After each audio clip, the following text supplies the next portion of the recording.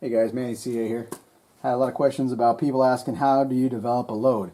So thought we would do a series of videos demonstrating load development.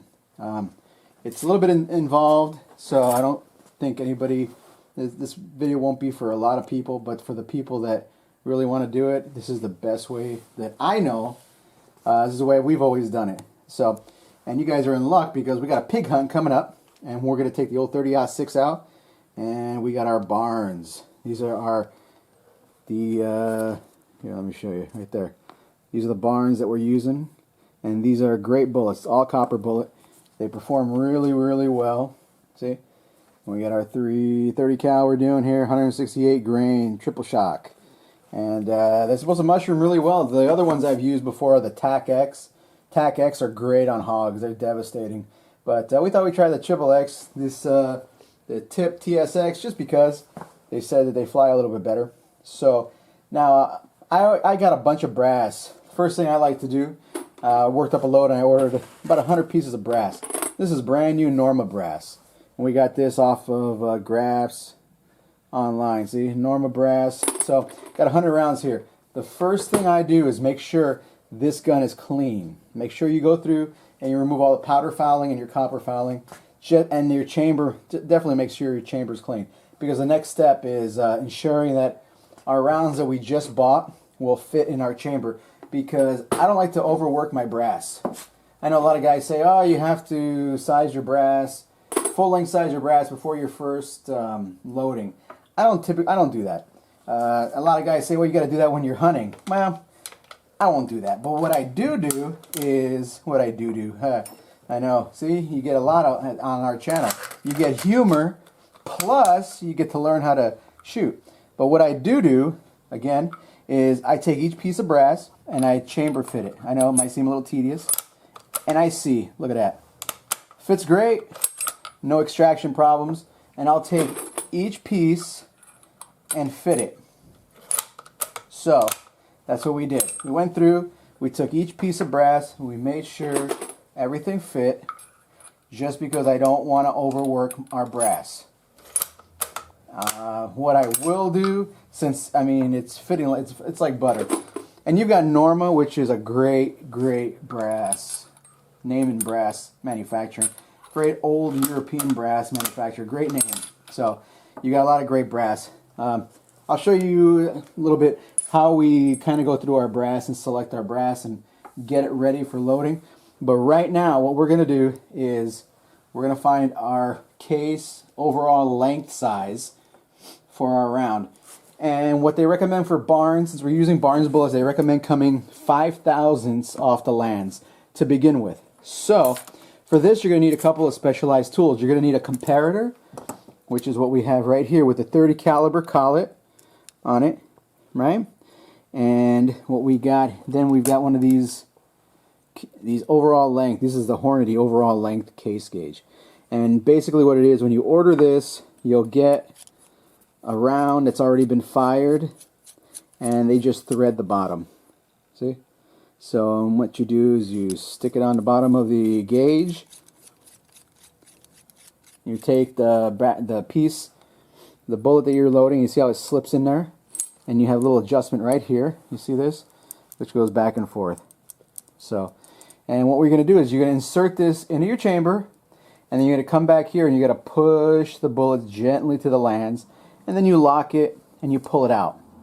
And you use a rod. We've got a wooden rod on that side that's in the muzzle, so we could push our bullet gently back out. So we remove your bore, or you remove your bolt, and then when you do this, I like to make sure, I'll get my hand out of the way, that the bullet's seated inside, just like that. And then when you do this all the way. You do this consistently. Remember, when you're loading, consistency is key. So you do it just like this. I'm going to do it with the brass button up. And you tap this and just lightly. I do 2 taps. It's butted up against and sitting nice and snug. Then I untie, I loosen that nut, and I push the bullet in. Tap it 2-3 times. That's it. Lock it in, and I'll come on this side over here, and I'm going to push my bullet out. See? and you'll see this is seated right to the lands, and that's how you get that. Another way to do it, because I've had this for a long time, this gauge, got it as a gift, over Christmases and birthdays and all this other stuff. You accumulate stuff when you shoot.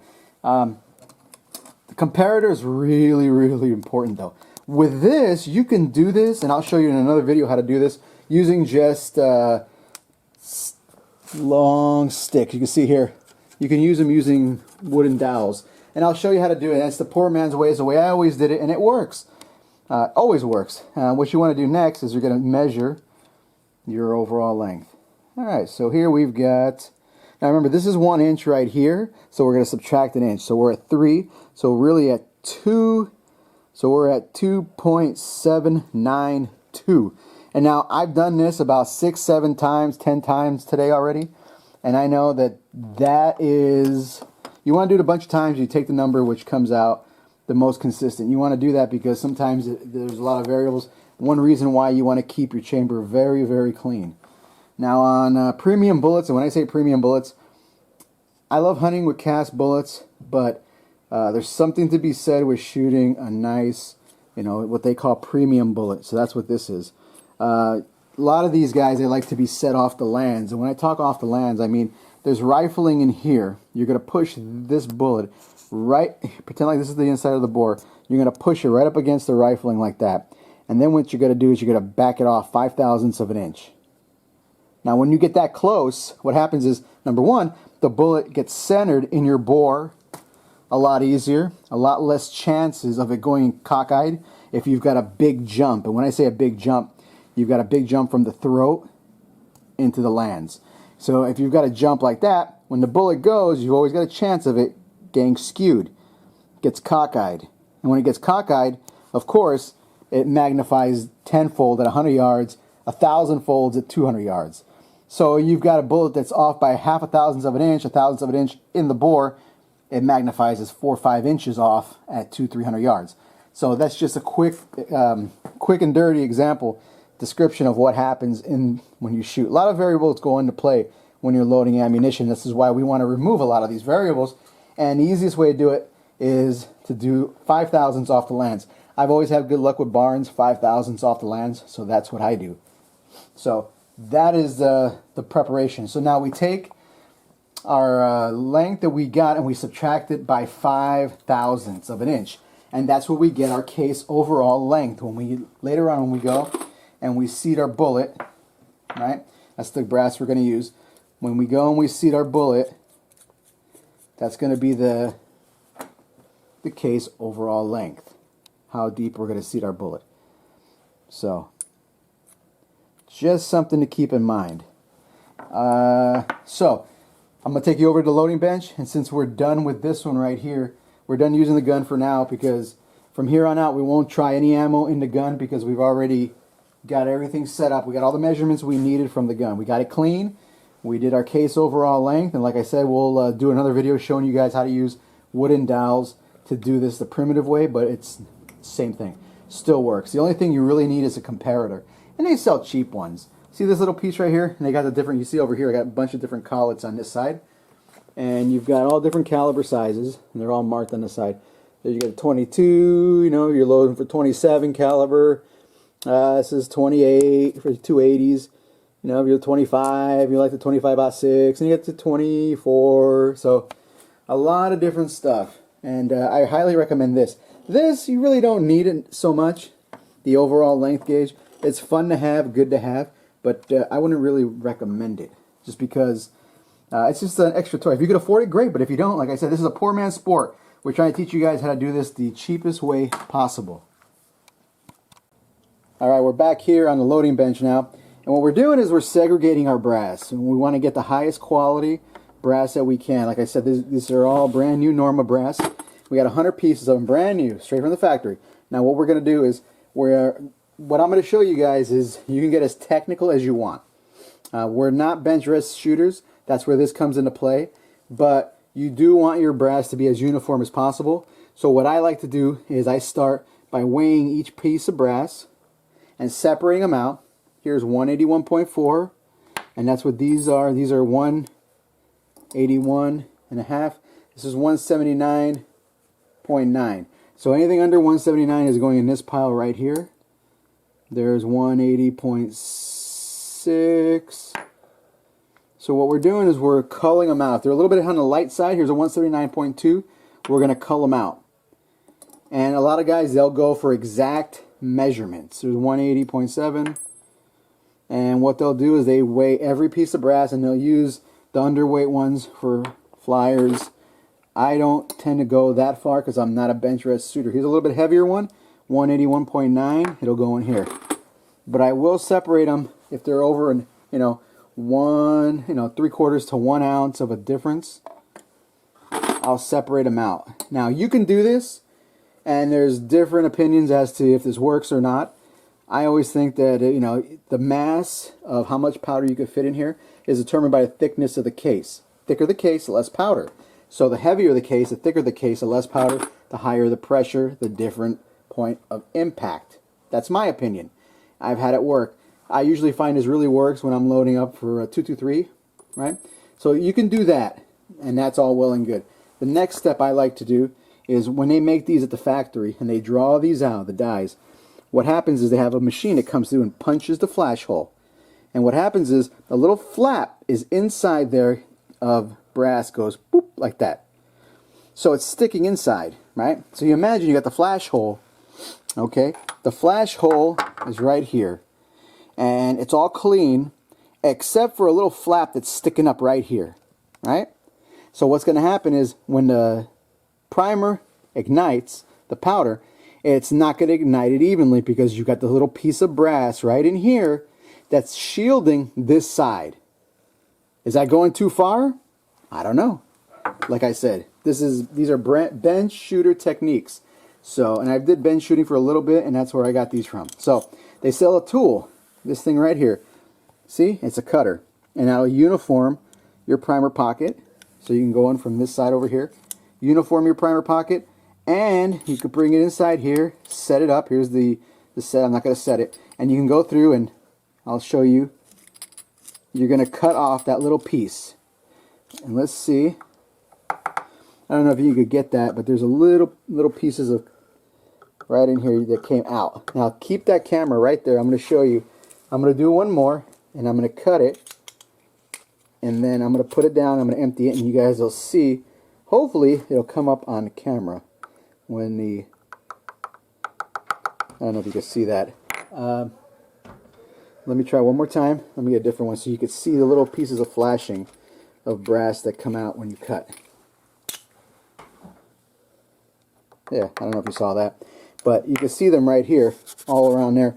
And that's what you're taking, that's what you're removing when you come in and you take those out. One more thing you can do, and this is a little anal also, bear with me guys, but like I said, you can do this as, you can get as intricate as you want. There's a tool out there, see, and this has got small and large primers. Primer pocket uniform tool. This is great. You take this and you'll put it in here, and it's set at a predetermined depth, and the depths are escaping me right now, but I've got them written down somewhere, what they're supposed to be industry standards, and you just do this, see? And you'll take, and you'll even out, and you'll see how that looks. You can see where we cut.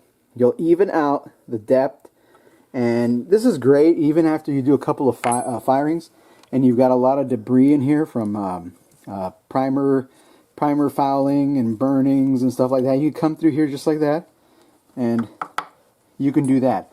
That's one more step you can do. Like I said, you could take this and you can make it as complicated, as in-depth as you want to.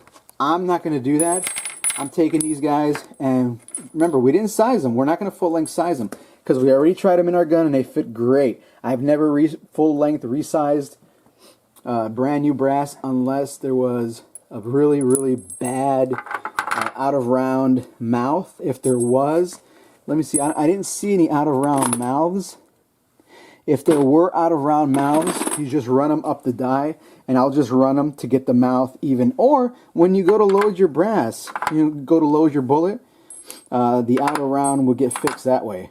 All right, what we're going to do now is, coming up, we're going to start with the powder selection and your powder throwing. Oh, one more thing. We're going to go prime these right now. With these guys, we're using CCI's, large rifle primers. Just standard primers, no bench rest primers. Remember, these are hunting rounds. We're not bench rest shooting. So, next step is we're going to prime these off camera because put you guys to sleep. And then what we're going to do is we're going to talk about the powder charge, how you determine what powder charge, and then we're going to throw some powder. All right, after we primed your brass, let me show you real quick. I like to hand prime everything, and what we do is I like to feel the primers going home, and they're going to be sitting below. They're not sitting flush, they're below the surface. So that's the way we do it. That's probably a universal way to do your priming. One more thing you want to do is you want to take your tool right here and you want to chamfer the inside of the mouth just a little bit. And we did these already on here. What you're going to do is going to create a little bit of a bevel that makes it really easy to start your bullet so you don't crumble the side of your necks. So these guys are ready to go. Let's talk about powder selection. Now, I've used the Barnes book. Always use the book when possible. That's what I got here.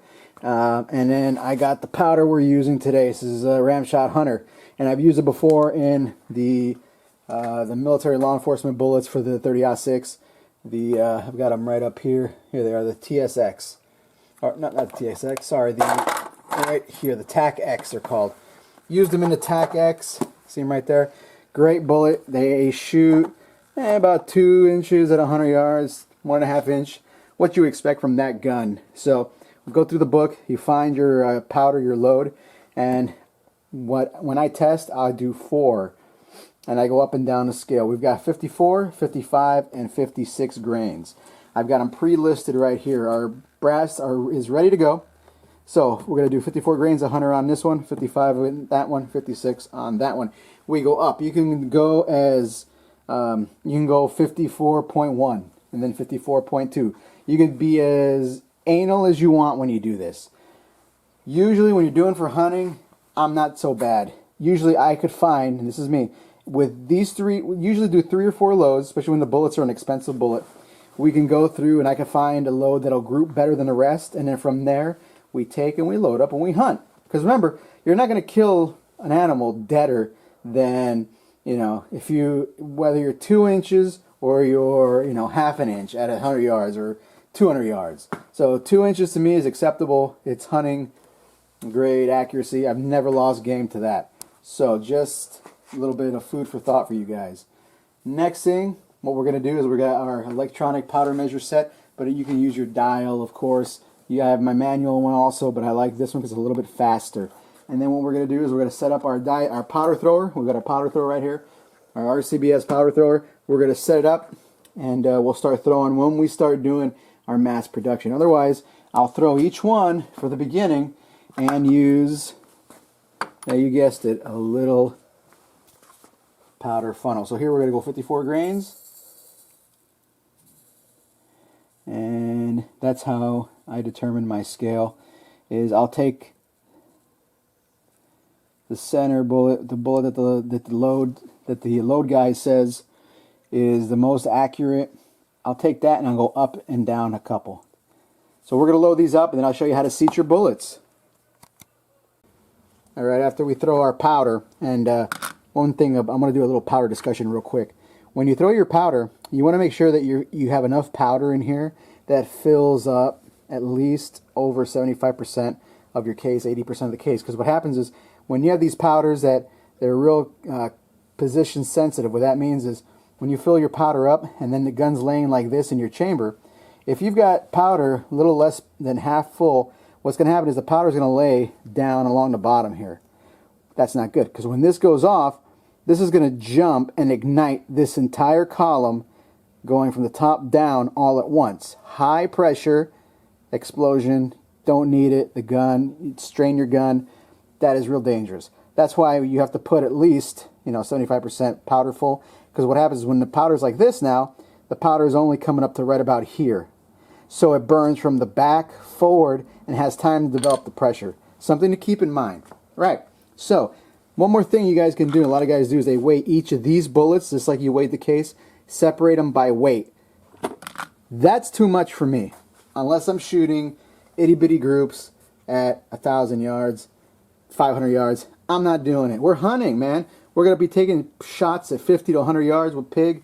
This is how we do our low, quick and dirty low development. Okay, now remember our initial to lands was 2.792 when we did the comparator. Well, Barnes likes to be off the lands by 5,000s. It's a good starting point. We're going to take 5,000s, back it off. That's our case overall length, 2.787. We adjusted our bullet seeder die, 2.787. We're going to seat our bullet. Now, when you seat the bullet, go halfway. Let me show you a trick. Go halfway, stop, come down, turn your case a quarter turn. And what that's going to do is going to help your bullet seat a little straighter. There it is. Take your comparator, and we've had it set up. 2.787.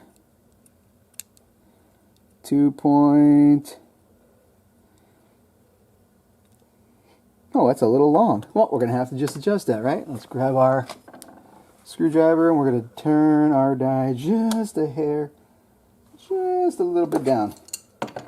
So you guys kind of get the point of where we're coming from, right? So we'll try that one more time. Next time I see you guys, we're going to be out on the field, on the firing range, and there we go.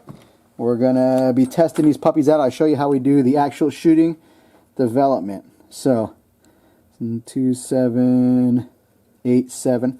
Go down a little bit more. So you see, it's a game of trial and error. So come down just a little bit more. Tighten her up. And again, when you're seating your bullets, most important thing is come down once we get this thing set up, and then turn it. Do that quarter turn, and you guys will be just fine. 8.787. All right, we're cool. So we'll see you guys in a firing line.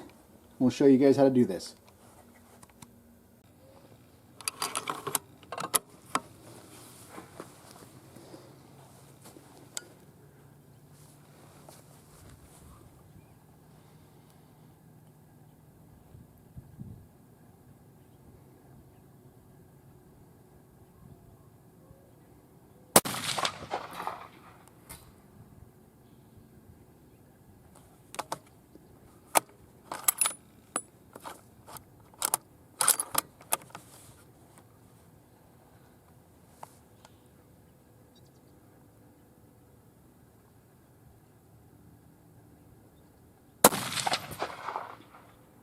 All right, we're out here in the field now doing our test firing. Now what we're doing today is we're just shooting for groups. We're not shooting for accuracy. So biggest thing you want to do is you want to maintain the same sight picture regardless of where your groups are forming.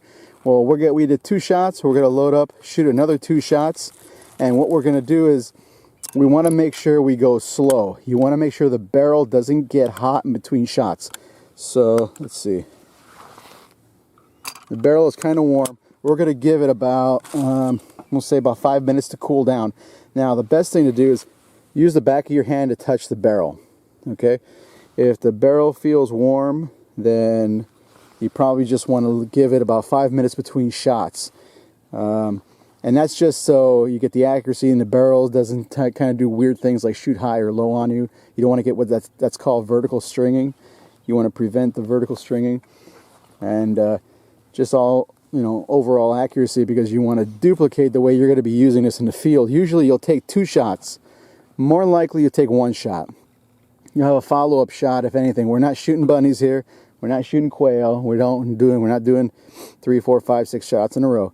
So we want to duplicate the way we will be shooting in the field. So that's nice and slow. Keep the barrel cool, and we'll walk you down after we shoot these strings so we don't get you guys bored, and we'll check out the shot groups. And we're gonna do, like we said, we got 3 different powder that we threw, 3 different powder charges with the same case overall length that we did. So we'll check those out and we'll get back to you. All right, after you get done doing all your load development, your shooting, let me show you. This was the 53 grain, and the fourth round was down here off the paper. So you can see it really wasn't that great. And we bumped it up to the 55 grain because we even bothered shooting the 54 grain. And you can see how, you know, all the four were there. It's there, but it's not really that great of an accuracy. And then we bumped it up. Now this is 57.5 grains. And you can see here that this was just shooter error, the first two shots he did. And then these, I mean, these are all in the kill zone. So it's not bench grade accuracy, but we're not looking for bench grade, we're looking for hunting grade. So these right here would have been great kill shots. So from here, you can refine it even more if you want. You can, you know, see if you can go to, this was 57 grains. You can go 57.6, 57.7, and go up and down that scale if you want. You could also adjust the case overall length. We went 5,000s off the lands. That's what barns usually like. You could try 6,000 and 7,000, but every time you do something, just adjust one variable at a time. Like from here, if I wanted to play with just the powder, I would just do powder. I wouldn't adjust the case overall length. But if I wanted to see if case overall length had any effect on these groups, I would use the same powder and then just back it off to maybe 6,000 and then 7,000s, just for giggles and see what happens. But that's, in a nutshell, that's basically how you do load development. It's time consuming, yeah, but you know what? When you get it down and you get it the way you want it to, you will get very accurate groups, and it's cheap to load your own ammo. Again, all the name of the game is cheap, right? You want to be as cost effective as possible. That way you can shoot some more. I know that the running joke is, you know, I spend so much money loading that now I can load for free, right? Because, you know, the more money you spend, the more you got to shoot to make it up. So if you guys have any questions about doing load development, or you guys have any tips that you guys use, hey, shoot them on over. This is the way we do it, and it's the way it works for us. Till next time.